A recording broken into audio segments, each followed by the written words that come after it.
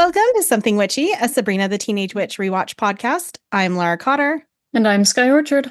All right, our question for the day, Sky. If you could travel back for one day to any decade, what decade would you choose? Oh, I don't know a specific decade, but either like ancient Greece or medieval ages. Cannot pinpoint a decade at this time, but those would be the eras, I guess. What would you do during your time there? Observe, watch, swing around a sword if it's medieval.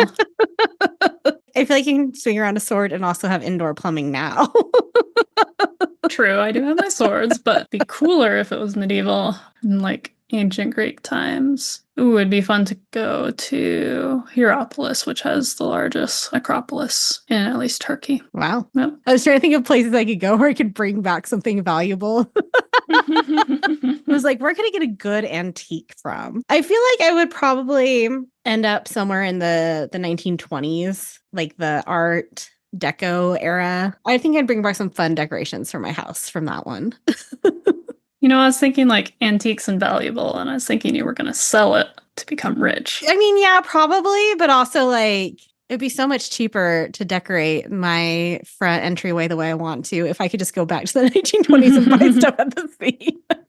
So that's probably what I would do if it was just for a day. I don't think I'd want to stay there long term. Yeah, there's things like, you know, depressions and fun stuff there. Influenza. I already did one pandemic. I don't need to go back through another one. I don't need to go through any world wars. I'm good. I have some bad news for you. We're not there yet. I still have time. We have measles in Utah, so. Oh yeah, I forgot about the measles. I thought we were talking about world wars. Well, that too. 2 for 1. At least the measles don't seem to be too rampant yet. I mean, while we are definitely below the threshold of herd immunity, we're not too far below it. So I think we might fare okay on this, but we will see. I've been vaccinated. My family's been vaccinated. My niece has been vaccinated, and that's what I care about. That's all I can protect. All right, shall we get into the episode? Let's do it. This is season 2, episode 8, and I Gadda Sabrina. It is the time travel episode. We are here. I've been talking about it for a season and 8 episodes, and we are here. Our TV guide description is short this time. It is after Salem swallows a time ball, Sabrina's entire existence swirls back to the 1960s. Then we also have the Paramount Plus, and I think this was the Pluto TV description as well. A time ball sends the town of Westbridge grooving back to the 1960s. So I guess is your preference for the swirls back or grooving back? Grooving. I feel like swirls is more visually appropriate, but grooving is more fun. This originally aired November 7th, 1997. As we said, this was part of a whole block of time travel TGIF episodes. This episode was directed again by Gary Halverson, and we have writer Sheldon Bull returning. He wrote on the Meeting Dad's Girlfriend episode. We have a few guest stars. We have Mary Sue Milliken as one of the 2 hot tamales. She's an American chef, restaurateur, cookbook author, and radio and TV personality with a focus on Latin cuisine in the United States. And we also have Susan Feniger as the other 2 hot tamale.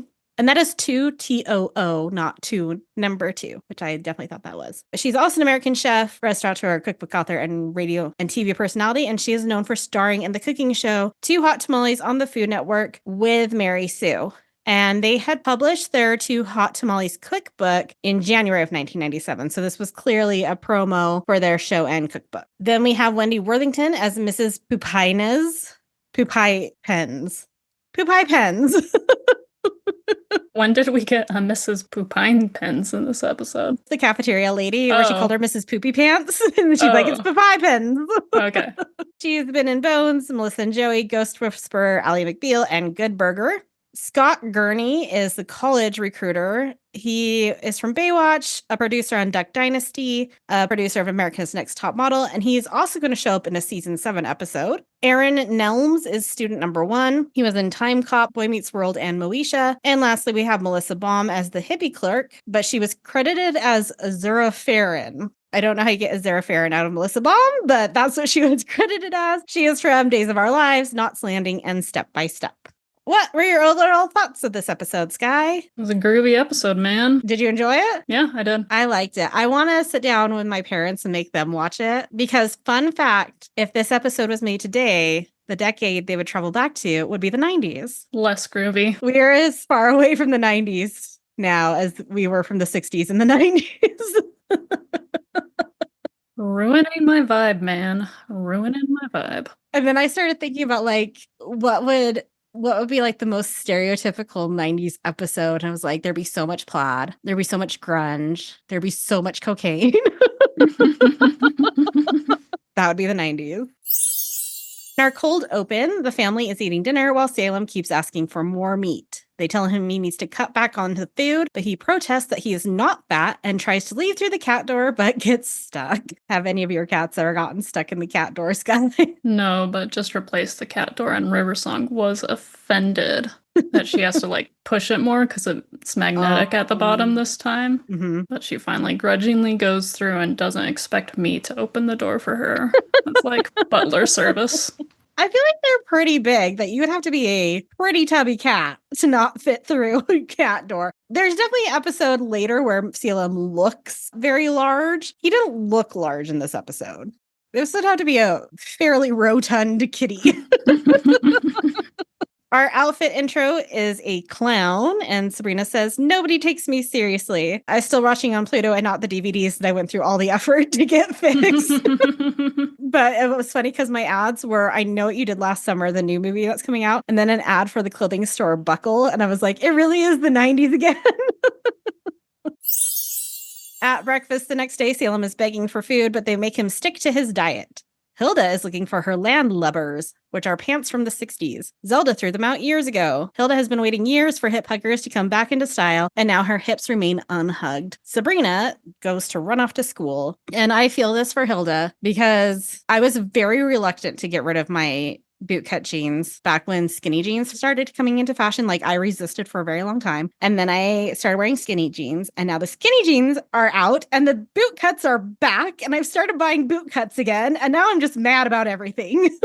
Yeah, I'm ready for fashion to go back to the late 2000s for my skinny jeans to find easier than right now. I'm just going to stick with boot cuts from here on out. I like them better. I should have never, like, I got used to skinny jeans and it was fine. I do like wearing them better in the winter time so I can like pull up my boots up over my jeans. That was always hard to do with the boot cuts because the boots are supposed to go under, but I don't like how that looks. So yeah, so I am just going to boot cut jeans forever. I'm just going to stick with these and never buy any jeans ever again.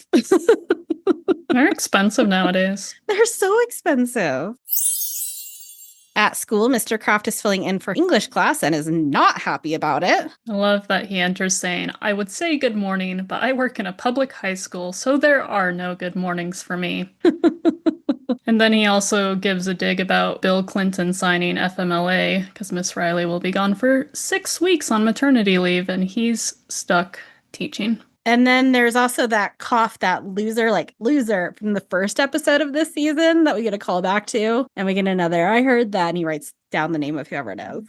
Mr. Kraft will be quizzing them every day, starting with The Waging of War instead of Emily Dickinson. And I did search for a book of Waging of War by General Heinrich von Schlicht or whatever there, and it does not exist. It does not, but I did find a book called Blood Diseases by Heinrich Schlicht from 2013. Okay. So it's definitely not the book or the Heinrich that they're referencing, but I did find that. I was assuming this was supposed to be a reference to The Art of War, and I was like, why didn't they just use The Art of War, which is an actual book? Right. The size of the book they're handed is definitely like War and Peace size. Yeah. Art of War is pretty skinny. So maybe they wanted something that was like Art of War, but fat. And so they just made something up. Yeah. I'm sure there's some crazy military person from somewhere in history who has just written a ridiculous amount about war that they could have probably found something. But infancy stages of the internet and all that would have taken too long to find. In our next scene, Sabrina and Harvey are commiserating about their English assignment at lunch while Valerie complains about the yogurt. Valerie's complaining about something that's not a boy. Good job, Valerie. Look at that character growth. Valerie actually has like kind of a personality in this episode. Took going to another decade. I mean, women's rights may have been pushed back in the 60s, but that's where Valerie found her personality. Sabrina decides to take a stand and asks the cafeteria lady for new flavors. She proceeds to dump her coffee into Valerie's yogurt to give her mocha flavor. Sabrina's upset no one listens to them, and Libby offers that it's because they make a sound only other freaks can hear. Mrs. Quick reminds the class about the college fair so everyone can have a rewarding career regardless of color or gender. But not if you're an uneducated adult. And now every older generation, the millennials and Gen X, are like, why do you guys have so much college debt? Because this is what we were sold. You go to college or else you're a loser. Agreed. Meanwhile, those who went into trades, sitting nice. I need to find a plumber boyfriend. Mario, you out there? I will also accept electrician. Valerie asks Sabrina to write an article on the college fair for the school paper, and Sabrina thinks she's doing a great job as editor, which is a good reminder that Valerie is the editor of the school paper, because I feel like we haven't talked about that in a hot minute. You know, for the most part, things were fairly consistent as far as things that had happened in the past. I was pleasantly surprised. We're referencing a lot of stuff from the first episode or first couple of episodes in this one, so that's nice. I wonder if some of these were filmed out of order. And then, I wonder if this was filmed earlier in the season and then just played later. And so, they remembered. We'll see if this continues. We'll see if we get to the end of the season. Because end of last season still had references to beginning of the first season. We'll see if we're still getting some continuity by the end or if they give up halfway through. Salem is still upset over his diet and says he'd rather get locked in the dishwasher again. What happened the first time around? Very soaking kitty cat is my guess. Oh, how's that cat still alive? 9 magical lives or more than 9 lives because magical cat. Yeah, that's a thing. I think that's a plot point for a later episode is that they do specify he has actual 9 lives. So maybe. Ooh. Okay. Hilda and Zelda are still arguing over the pants that were thrown away. Sabrina is reading The Waging of War, and Hilda says that she dated the author and he was a loser. So Hilda's type and her life choices continue to be interesting. Schlecht, she mentions, took over a country. Drell obviously is, who knows where he is, like a despot. She was all for Salem's campaign of taking over countries and worlds. It's just interesting lady, that Hilda. More points for her fighting for the Confederacy, for sure. I wonder if Salem had not been caught and turned into a cat, do we think Hilda would have tried to date Salem? I think so. You think that's why she was hanging around to see if she could get in good with him? I like this theory. Hilda just wants to be empress of the world. I'd take Empress Hilda as a ruler. Things would be a little chaotic. I don't think as bad as... No, I'm just imagining national seals and her design choices. What would that flag look like? There'd be cheetah print somewhere on that flag. There would be.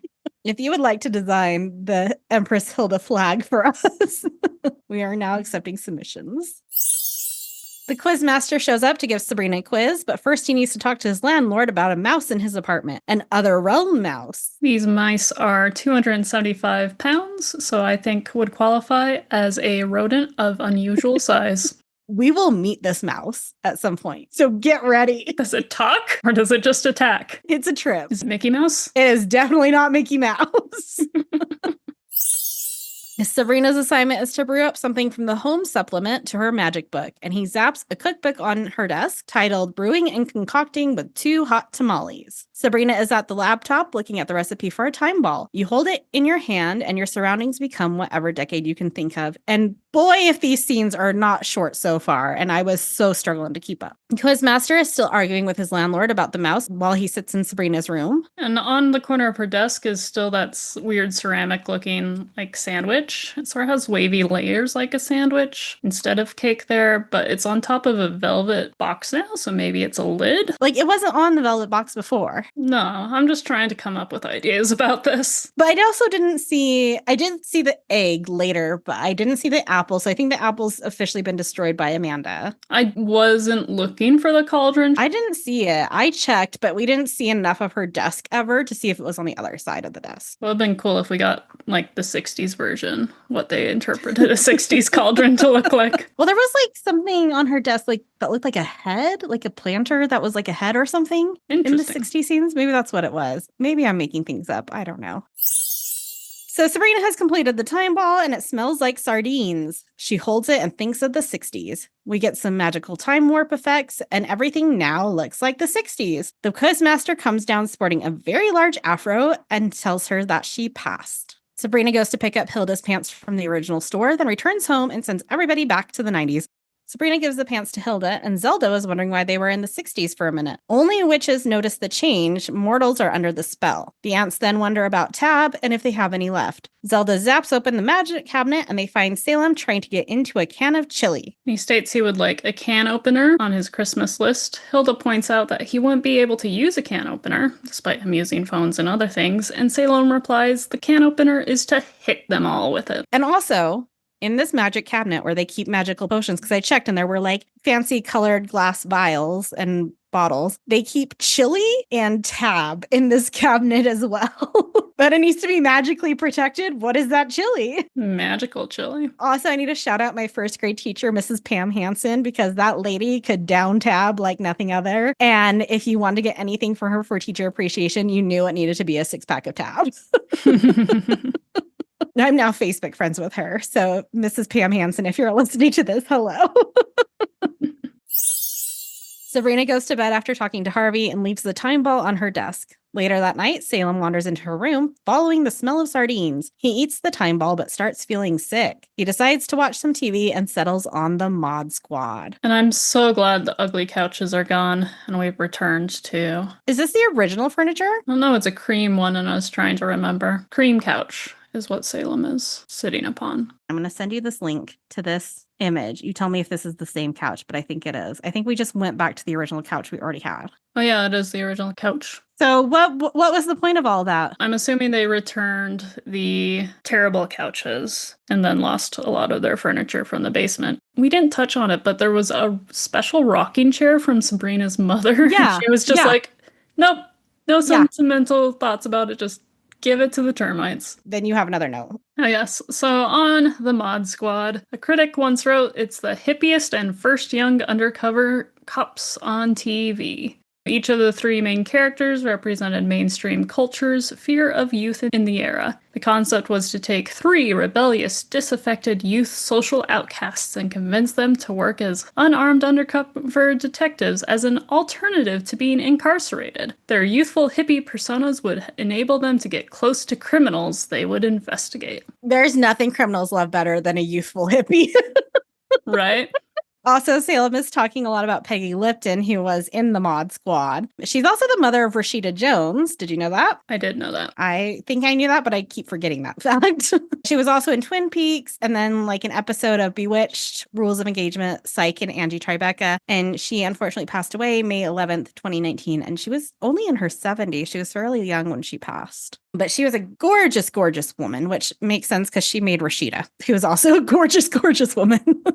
Yep.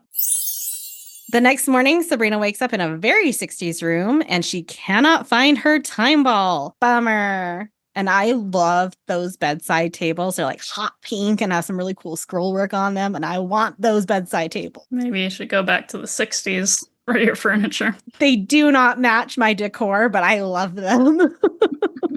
The ants are enjoying their 60s morning. They're enjoying it by eating wheat germ. The definition of wheat germ is a nutritious foodstuff of a dry, floury consistency, consisting of the extracted embryos of grains of wheat. And I did not know wheat could have embryos, so I learned something. Doesn't anything that reproduces can have an embryo? I don't think we talked about plant embryos in biology. You're eating wheat babies! How dare you, you monsters! Aborted wheat babies.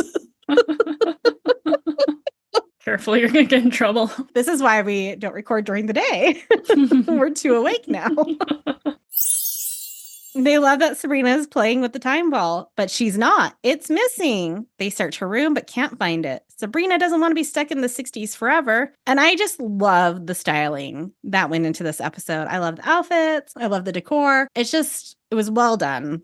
Meanwhile, Salem takes a nap in some warm laundry straight from the dryer, and he dreams of Peggy Lipton. Sabrina still has to go to school, but the ants will keep looking for the time ball. Everyone at school is in the 60s. Valerie is getting her skirt's length checked. She passes and then immediately rolls it up. Harvey arrives and announces he just bought a VW bus. Sabrina goes to make a call. She calls home where Hilda just found her old guitar. The aunts have not looked for the time ball, and they are maybe stoned. I would assume so. Definitely what they were going for. The bell rings at school, but no one moves to go to class because that bell was the man's bell. Sabrina is frantically looking through her book, and Harvey asks why she's so stressed. She's worried about the quiz on the waging of war. Harvey starts a "Stop the War" chant that Mr. Kraft joins when he comes into the classroom. Sabrina tries to ask a question about the quiz, but Mr. Kraft freaks out. The whole class is going to go outside today to talk about the dangers of the U.S. becoming a police state. 60 years later.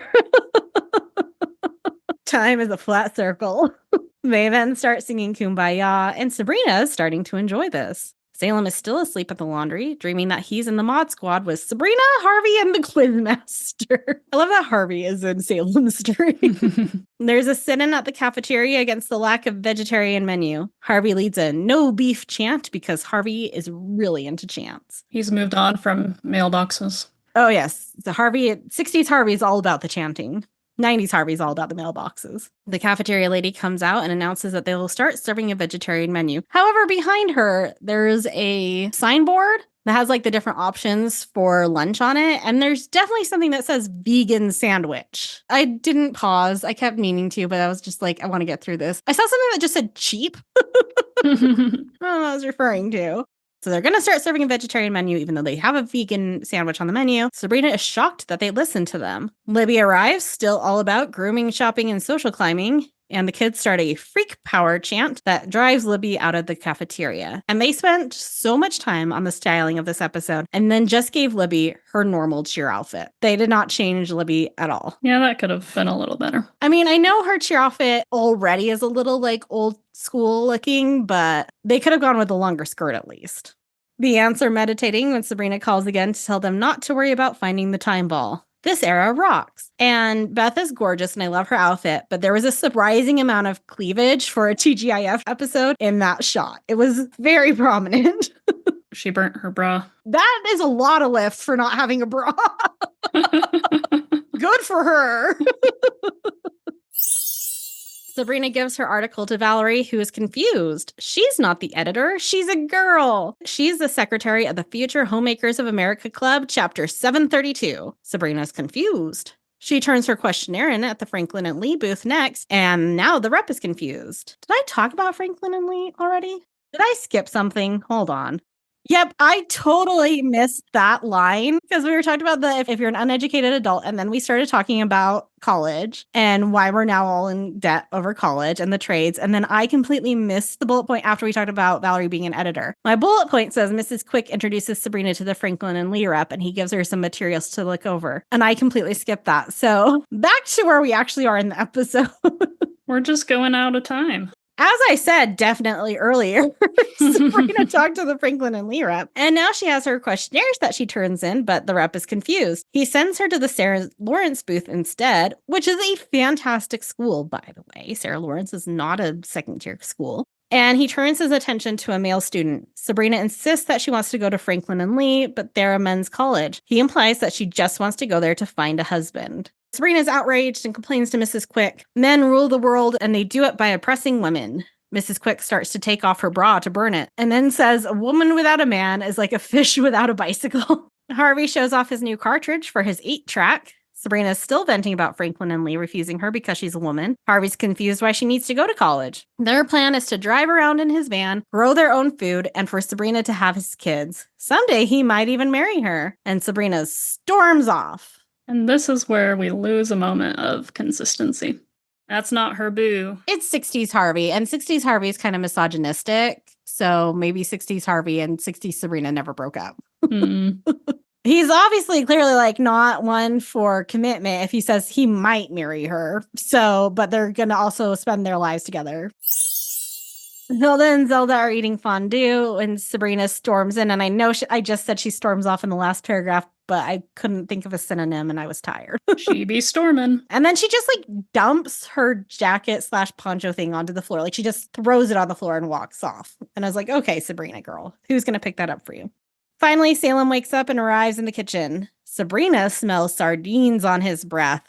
He ate the time ball. He can't give it back. It's in his stomach. So Zelda gets the furball medicine, but Salem runs away, refusing to take it. They chase after him, but now he's skinny enough to get through the cat door. What do? And the porch is screened in. There are screens where there were no screens before. We have finally screened in this porch. Was there a cat door on the porch as well? Was it a double cat door situation? Well, now I have a new thing to be upset about. maybe the like porch door doesn't like really lock. Maybe it's just like a swinging door, so he could just like push through it. I don't know. I don't think there's a cat door on there though. How did he get on the other side of that screen? If all the screens, everything's screened in now. He can teleport. So at this point, this is where we would then go into the Boy Meets World episode. However, we're going to skip to the end tag. So we're back in the 90s. We've gone through the other 3 TGIF shows, and Sabrina and the Ants are folding laundry.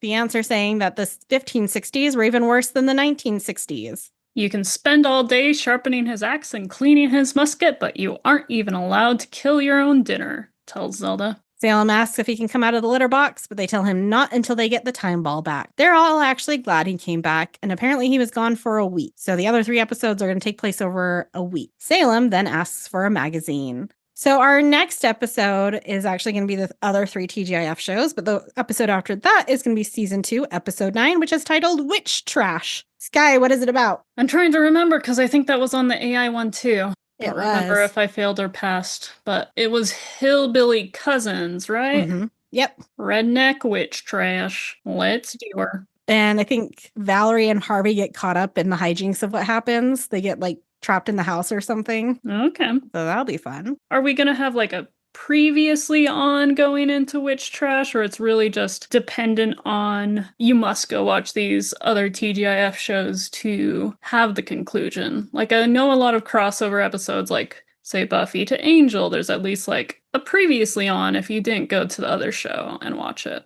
No. They do not care that much about continuity, and in syndication, it would air this way where it'd be all 60s and then the end tag where it's concluded. So no, there's not going to be a previously on to show you that conclusion. You have to watch the whole thing or you're just out of luck. Okay. We're going to have a lot to talk about the Genie episode, I think. Or not Genie, sorry, the Teen Angel one. It's going to be interesting. Until next time, you can email us at somethingwitchypod@gmail.com. You can follow us on Instagram at somethingwitchypod and TikTok at something.witchy.pod. Until next time, Stay magical.